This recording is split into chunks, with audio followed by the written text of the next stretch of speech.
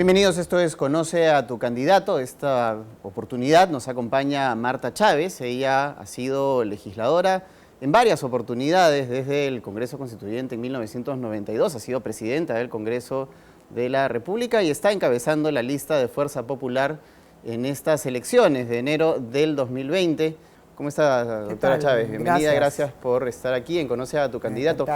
Quiero empezar preguntándole cuál va a ser el papel de Fuerza Popular en este nuevo Parlamento de llegar a ser elegidos.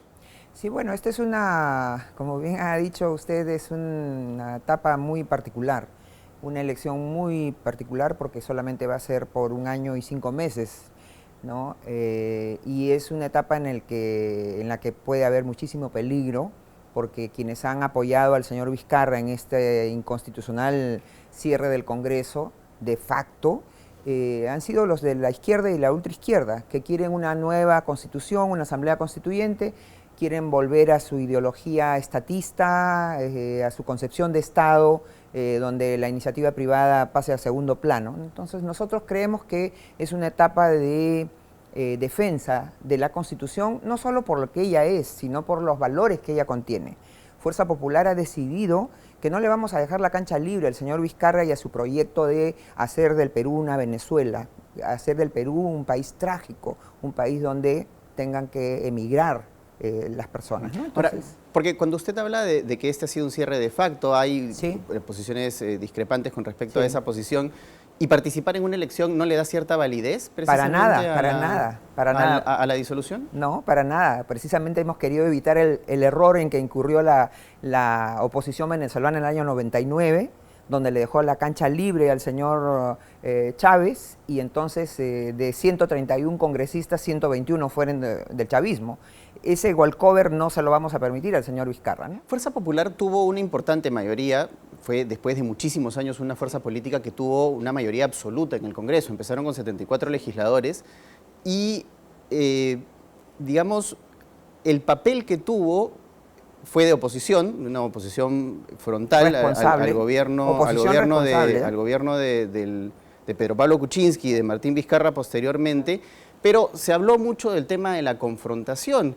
¿Va a seguir siendo una oposición confrontacional? ¿Va a seguir siendo una oposición dura contra el gobierno de Vizcarra? Mire, eso de la confrontación fue un invento desde el primer momento, y ya el señor Humala ha tenido la sencillez de ponerlo sobre el tapete, ¿no?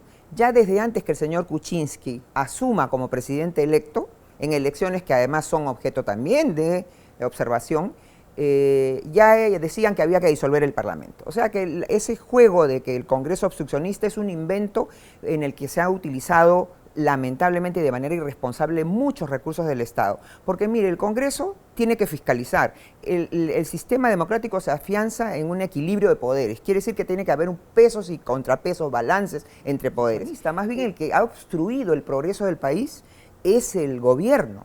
Porque hoy tenemos un país que venía creciendo más del 6%, ayer nos ha dicho la ministra de Economía, que estamos a la baja y no vamos a crecer este año más de 2.2%. Ese es un desastre. Ahora, a raíz de lo vivido, doctora Chávez, yo quería preguntarle si Fuerza Popular tenía que hacer una autocrítica, es decir, algo que reflexionar con respecto a lo que pasó en este último congreso que fue disuelto.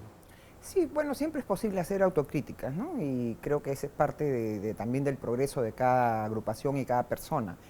Pero no van, creo, esas autocríticas en beneficio del gobierno tampoco, porque creo que la autocrítica que yo hago es que el Congreso permitió que el Ejecutivo prácticamente lo avasallara. ¿Por qué? Porque el referéndum del año 2018 de diciembre sobre 4 leyes no debió realizarse, porque las 3 leyes de esas 4 ya estaban en proceso de aprobación con más de 88 votos. Faltaba que haya la segunda vuelta, diríamos, de la votación para ratificar y hacer innecesario el referéndum.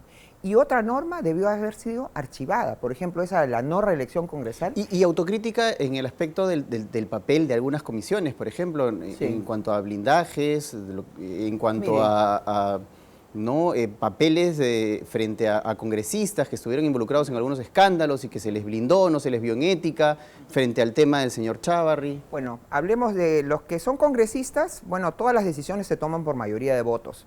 Si un congresista logra obtener el apoyo de otras bancadas, hay que recordar que Fuerza Popular ni siquiera tenía mayoría absoluta en la Comisión de Ética. Por lo tanto, no le pueden achacar a Fuerza Popular en solitario el que no se haya acusado a algunos parlamentarios.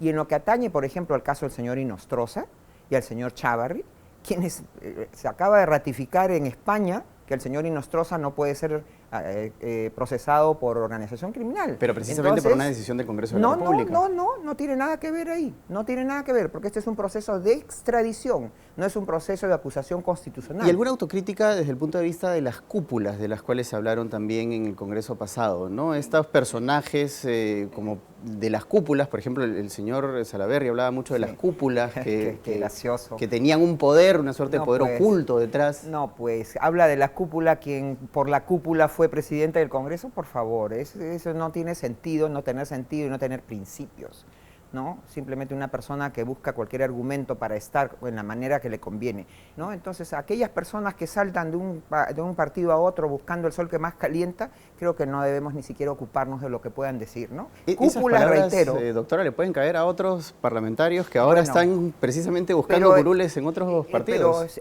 Bueno, no sé, pero al que le caiga el chante que se lo aguante, pero lo que yo le digo es lo siguiente, aquellas personas que aparentan estar, cuando están en un partido, están felices y asumen responsabilidades, y luego cuando no les interesa o no les conviene, dejan de estar en el partido y asumen una posición crítica y hasta nociva contra el partido que los acogió, esas personas para mí merecen solamente ser despreciadas, ¿no? No merecen ni siquiera sus comentarios ser valorizados, ¿no? Para terminar, doctora, quiero preguntarle por el papel de Alberto Fujimori en estas elecciones congresales. ¿Tiene algún papel importante el expresidente Fujimori? Decididamente el presidente Fujimori es el líder histórico del fujimorismo. El fujimorismo y la Constitución de 1993 que vamos a defender es parte del legado del presidente Fujimori.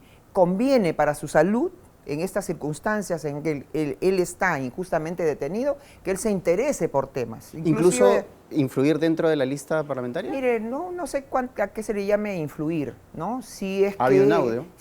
Bueno, pero ese audio, ¿qué es lo que refleja? Que el presidente, primero, hay que ponerse, es un audio que ha sido abusivamente grabado, en primer lugar, por una persona que lo ha grabado hablando. En segundo lugar, lo que expresa es en la iniciativa del presidente el interés, la voluntad de alguien que está tratando de superar su propia depresión, porque el presidente Fujimori es un paciente de depresión. Muchas gracias, doctora Chávez, por haber participado en Conoce a tu Candidato. Ha sido la doctora Marta Chávez, el número 1 de Fuerza Popular en las próximas elecciones de enero del 2020.